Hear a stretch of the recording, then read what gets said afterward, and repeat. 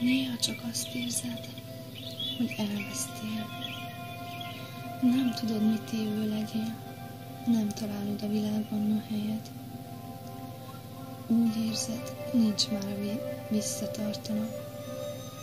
Csak zuhansz lefelé egyre mélyebben, és azt érzed, hogy hiába való minden küzdelmed, mert sodródsz az árról. A két erős kezével szorosan magához láncolva visz tovább egyre mélyebben, és mintha nem tudnál tőle szabadulni. A fájdalom, a keserűség, a magány.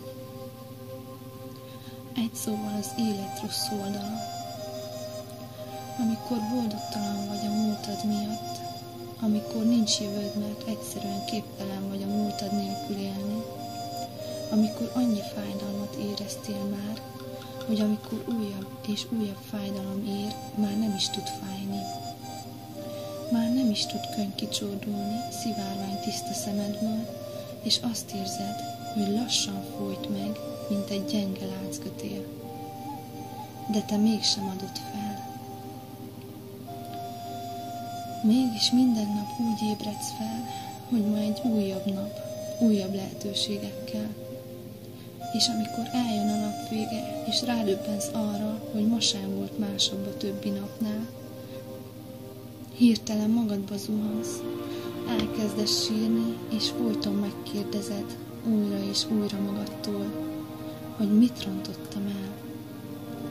A válasz az egészre: semmit sem rontottál el.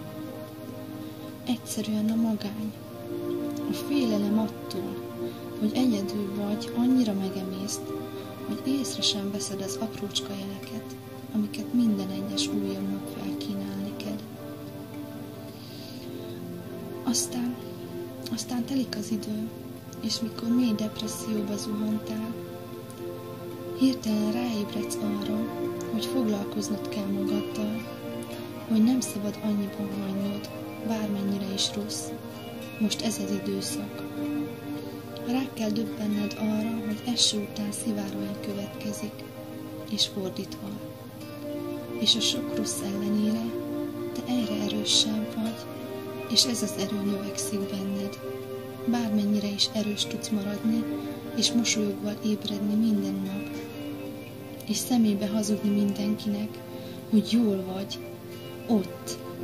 Igen, pontosan ott legbelül mélyen, iszonyatosan fáj, és nem tudod ezt a fájdalmat kitörölni, sehogyan sem. El akarod hinni, hogy tökéletes életed van, tele hibákkal, de boldog vagy benne. Vannak barátaid, szeretteid, családod, és mindened megvan, amire szükséged van. De te valahogy nem érzed teljesnek magad. Hogy miért? Talán erre nincs is megfelelő válasz. Talán azért, mert nem adsz esélyt magadnak, mert szereted a küzdelmet. Szeretsz szenvedni. Igen, furcsán hangzik, de a legtöbb ember ezzel követel hibákat, hogy amikor tökéletes valóban minden, akkor elkezd valamiért nyavajogni, és ezzel a kis nyavajgással tönkretesz mindent. Elveszít mindent, és magába roskad.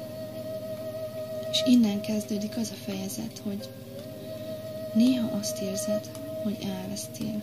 Nem tudod, mit évő legyél, nem találod a világban a helyed. Ne tedd ezt magaddal. Nézd mélyen a tükörbe, és folyamatosan hajtogasd, hogy meg tudom tenni, tudok küzdeni az álmokért, el tudom érni, amit akarok, és el is fogom érni azt. Ne menekülj önmagad elől, ne fuss a világ legmélyebb szakaszába. Kelj fel, öltöz fel, és fuss neki még egyszer. És addig próbálkozz a nekifutással, amíg sikerülni fog. Amíg el tudod érni azt, hogy a lelked kezd megnyugodni, hogy a szíved hevesebben ver, és kezded szépnek látni a világot. És ha idáig eljutottál, akkor innentől kezdve az életed 180 fokos fordulatot vesz majd. Akkor innentől nem kell a megerőltetett mosolyt csalnod elő az arcodon, nem kell hazudnod, hogy jól vagy, és nem kell a múlton rágódnod, hogy mennyi mindent elszúrtál, és hogy emiatt tartasz ott, ahol éppenséggel vagy. Igen, pontosan emiatt tartasz ott. De vedd figyelembe, ha nem keltél volna fel, ha nem küzdöttél volna mindezért, ha nem harcoltál volna az álmaidért, ha nem maradtál volna erős, annyi fájdalmon és megaláztatás ellenére is, sosem jutottál volna el idáig. Akkor miért pont most kellene feladnod? Sose vedd figyelembe a rossz dolgokat, viszont tarts szem előtt azokat. Ne engedd, hogy az életed a negatívumokra épüljenek. Pozitív dolgok minden másodpercben történnek, hát vedd figyelembe őket.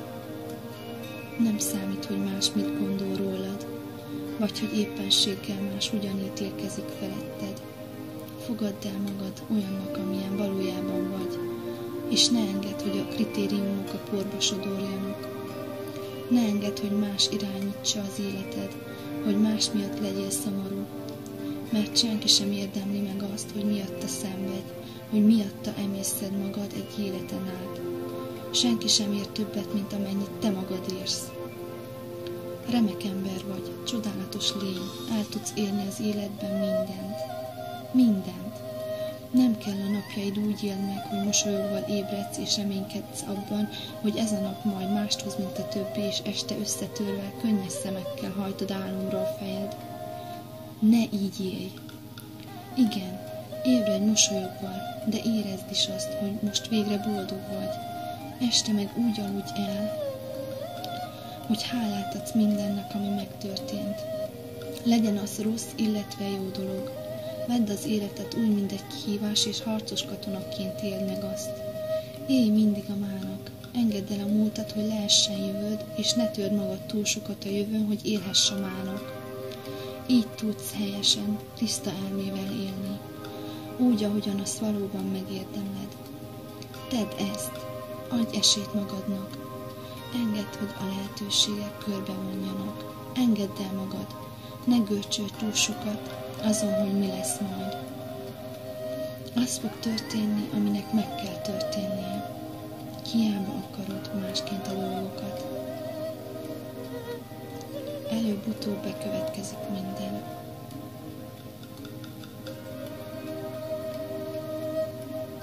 Bekövetkezik minden. És a legvégén te akkor is boldog leszel. Csak koncentrálj a mára. Felejtsd el a múltat, ami volt, és engedd, hogy a jövő úgy történjen, ahogyan történnie kell.